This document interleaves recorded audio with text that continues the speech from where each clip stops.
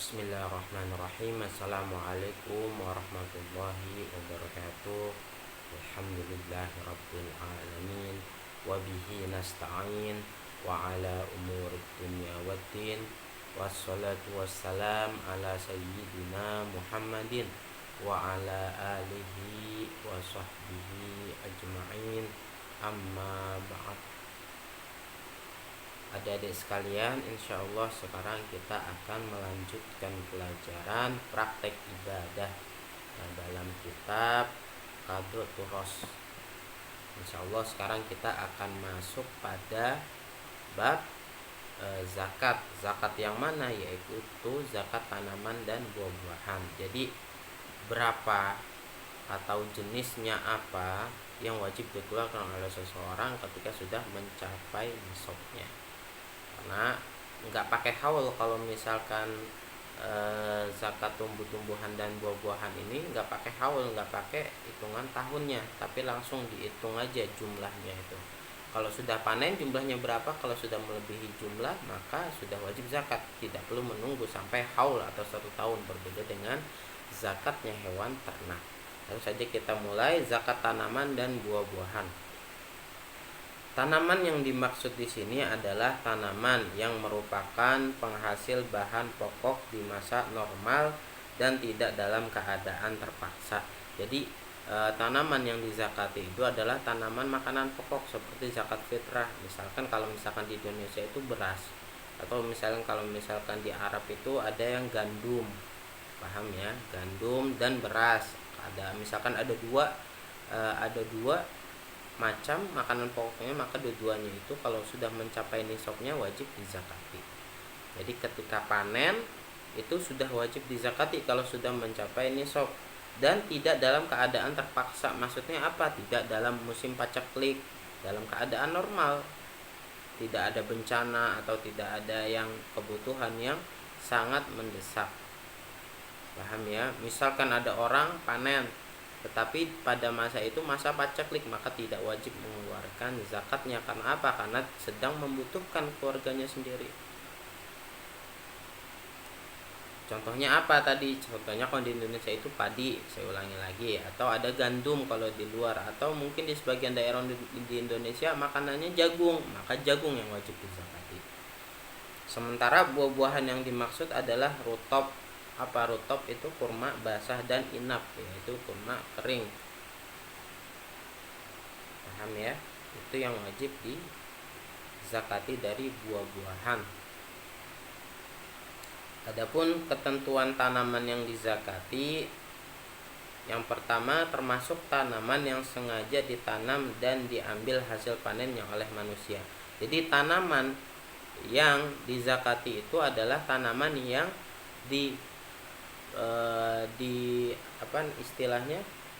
dipanen atau ditanam oleh manusia. Jadi bukan tanamannya itu tanaman liar. Kalau tanaman liar nggak wajib dizakati. Tetapi kalau misalkan tanaman itu sengaja ditanam oleh manusia untuk diambil tanamannya, maka dia itu wajib dizakati tanamannya. Yang kedua, termasuk bahan pokok dan tahan dalam beberapa jangka waktu tertentu. Jadi harus makanan pokok yang wajib dizakati. Nah, selain tanaman yang dibuat makanan pokok itu tidak wajib dizakati. Paham ya? Misalkan apa? Kacang. Kacang itu tanaman tetapi tidak dibuat makanan pokok, maka tidak wajib dizakati. Tetapi andaikan di suatu daerah, misalkan di daerah sebelah timur Indonesia, makanan pokoknya itu dari kacang, maka kacang yang wajib dizakati. Tapi kalau kebanyakan di Indonesia apa? Beras atau jagung, maka tidak wajib kacang itu dizakati karena bukan makanan pokok. Dan juga harus tahan dalam beberapa jangka waktu tertentu, tahan lama, awet. Paham ya? Yang ketiga, telah siap dipanen. Jadi kalau misalkan tanaman tersebut belum siap dipanen, maka tidak wajib dizakati. Jadi harus siap dulu dipanen, jangan terburu-buru. Yang keempat, mencapai 1 nisab, yaitu 5 ausuk atau sekitar 825 kg tanpa kulit. Jadi kalau misalkan di zakat tanaman ini yang diambil adalah syaratnya hanya sampai 1 nisab. Gak perlu sampai 1 tahun nunggunya. Jadi misalkan ada panen di sana, di daerah ada panen dan sudah mencapai nisab, walaupun hanya 6 bulan, maka sudah wajib dikeluarkan zakatnya. Paham ya? Tidak perlu nunggu 1 tahun. Berbeda dengan kambing, unta, atau sapi. Nah itu menunggu 1 tahun dan harus mencapai nisab. Berbedanya di tanaman dan hewan itu seperti itu. Kalau misalkan hewan itu harus 1 nisab dan haul, kalau misalkan di tanaman itu hanya cukup 1 nisab, nggak perlu menunggu sampai 1 haul atau 1 tahun. Kemudian waktunya itu kapan? Ya, waktu mengeluarkan zakat tanaman itu kapan? Itu waktu panen yang dan tidak disyaratkan mencapai 1 tahun. Jadi ketika panen itu wajib mengeluarkan zakat kalau sudah mencapai nisab. Jadi nggak perlu menunggu sampai 1 tahun. Kemudian ketentuan buah-buahan yang dizakati. Tadi kan tumbuh-tumbuhan. Sekarang kalau misalkan buah yang dizakati, berapa nisabnya? Yaitu nisabnya itu mencapai 1 nisab, yang mana 1 nisab adalah 5 ausuk atau sekitar 825 kg tanpa kulit. Jadi nisabnya sama antara tanaman dan buah-buahan zakatnya. Adapun rincian zakat yang wajib dikeluarkan,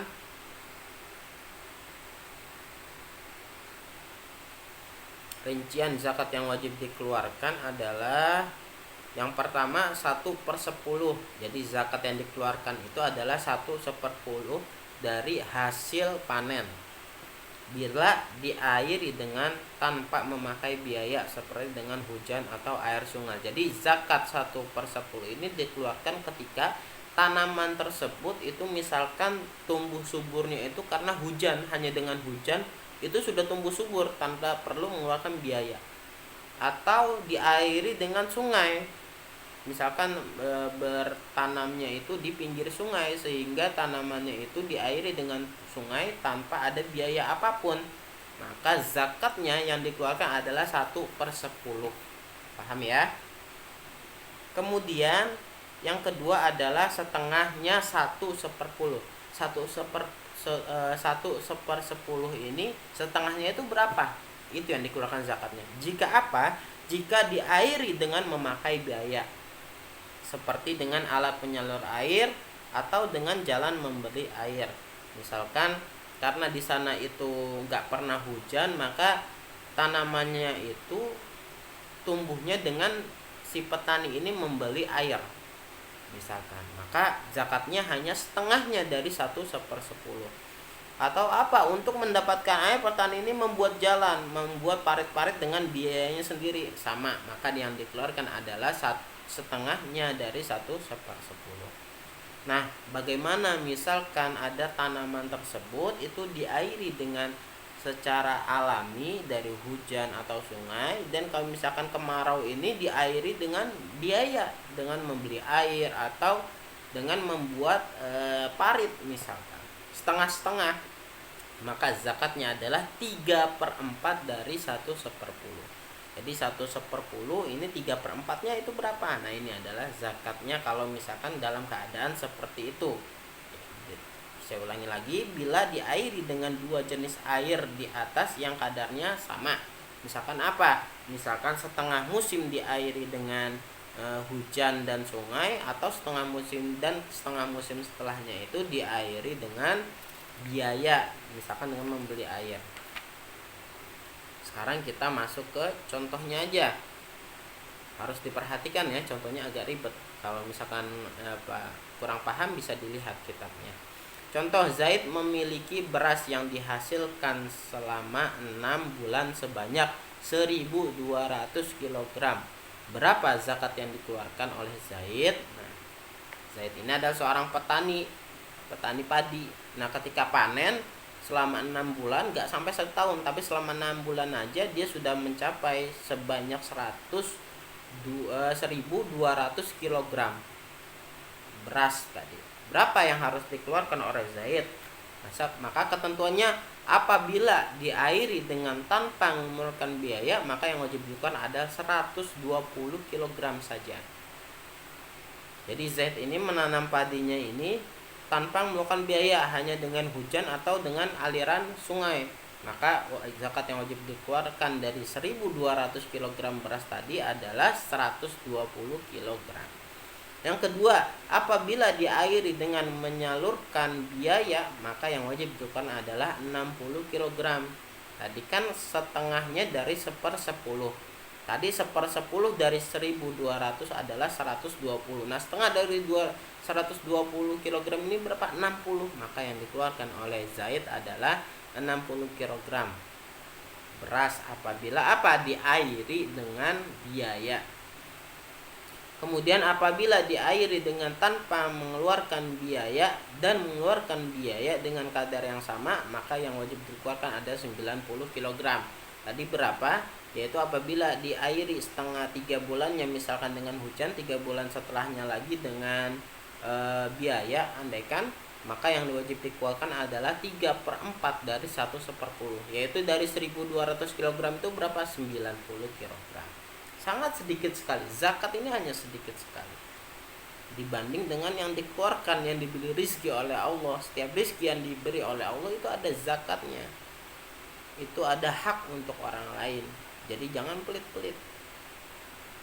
Kemudian apabila diairi dengan menyalurkan biaya selama 4 bulan dan tanpa biaya selama 2 bulan. Jadi 4 bulan ini dengan biaya, karena misalkan musim kemarau, dan kemudian 2 bulan setelahnya itu musim hujan sehingga tidak perlu biaya.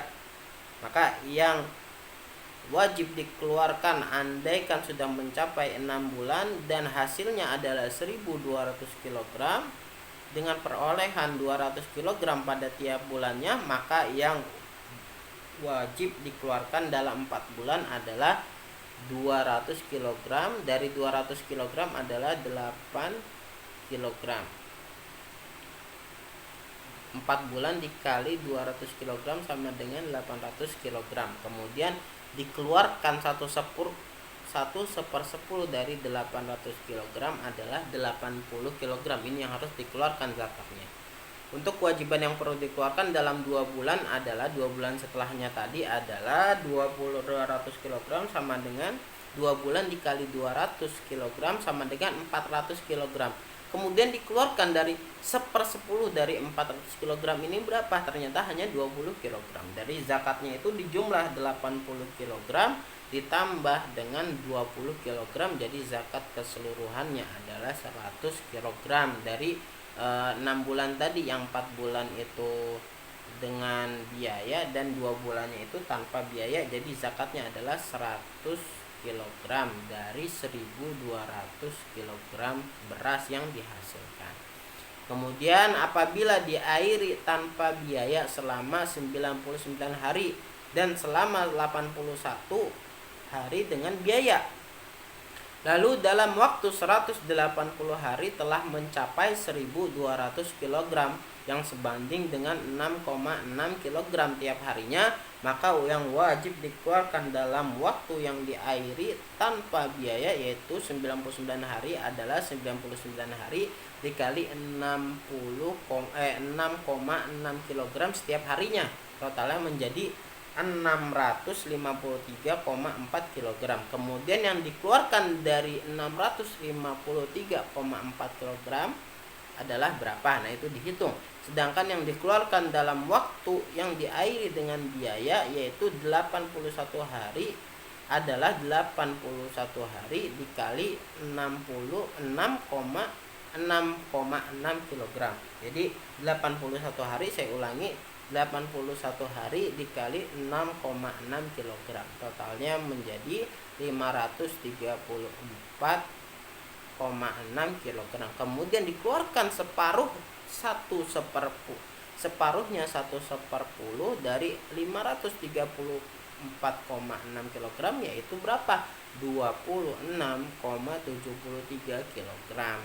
Itu adalah zakat yang dikeluarkan kalau misalkan seperti permasalahan di atas, dan kadar yang dikeluarkan adalah 92,07 kg.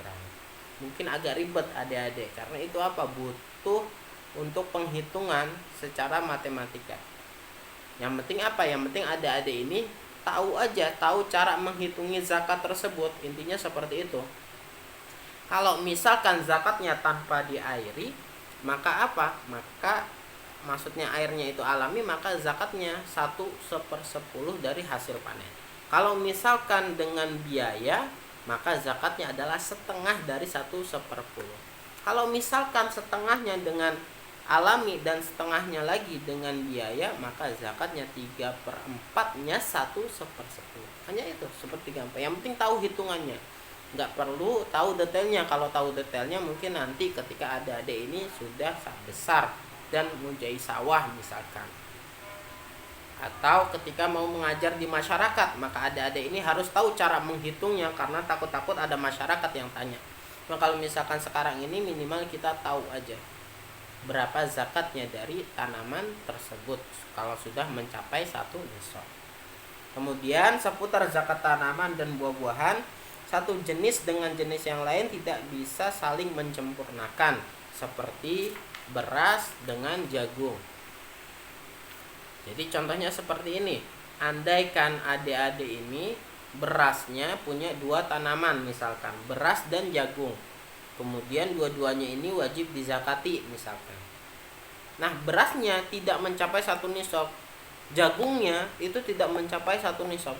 Tetapi andaikan digabung antara beras dan jagung ini sudah mencapai 1 nisab, apakah wajib dikeluarkan? Tidak wajib dikeluarkan. Karena apa? Karena jenis tanamannya itu adalah jenis yang berbeda, sehingga tidak bisa saling menyempurnakan. Paham ya? Jadi kalau misalkan tidak sempurna nisabnya, maka tidak perlu dizakati. Kalau misalkan ada 2 tanaman dan nggak mencapai 1 nisab, tapi andaikan dikumpulkan menjadi 1 nisab, tentu tidak wajib dizakati, karena lain tanamannya, berbeda seperti beras dan jagung. Sehingga tidak wajib zakat kecuali macam-macam tumbuhan dalam satu jenis. Kalau misalkan satu jenis baru bisa saling menyempurnakan, misalkan beras kuning dan beras putih yang mencapai 1 nisab. Jadi adik-adik ini menanam beras putih, kemudian di sawah yang lain menanam beras kuning misalkan, dan keduanya ini sebenarnya beras kuning ini nggak sampai 1 nisab, beras putih ini nggak sampai 1 nisab, tetapi andaikan dikumpulkan ini menjadi 1 nisab, maka sudah boleh dikeluarkan zakatnya karena sudah mencapai 1 nisab. Karena apa? Karena sudah satu tumbuhan, sudah satu tanaman, bukan jenis tanaman yang lainnya, sama-sama beras. Sedangkan yang lebih utama dikeluarkan sendiri-sendiri dari setiap macamnya. Itu adalah ketentuan zakat tanaman dan buah-buahan. Perlu dipahami agar kita itu paham. Jadi kalau misalkan ayah kita petani, diingatkan zakatnya itu berapa. Kalau ayah kita menanam buah-buahan kurma, mungkin kalau di Indonesia tidak ada. Tapi andaikan misalkan kita punya saudara yang ada di Arab Saudi menanam kurma, misalkan punya perkebunan kurma, zakatnya itu berapa. Nah, itu harus dikasih tahu. Agar apa? Agar supaya zakat harta kita itu bersih dengan mengeluarkan zakatnya, dan tentu saja semakin berkah. Paham ya? Kurang lebihnya saya mohon maaf. Wassalamualaikum warahmatullahi wabarakatuh.